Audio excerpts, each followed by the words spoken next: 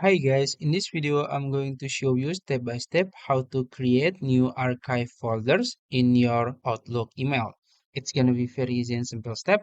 So maybe you want to create a new folder so you can manage your emails easily. So I'm gonna show you how to do it. So in your dashboard, you can go to your left side and you will find all of your folders here. And there is archive folder here. So there is existing archive folders. So in order to create new one, you can just click three dots here and it will open a more option tab.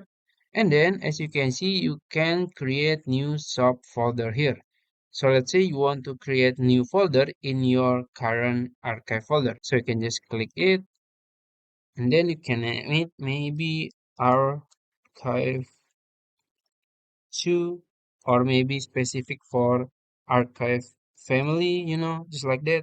And if you click enter, and as you can see in archive, you will find your archive family. So maybe this is for only family emails.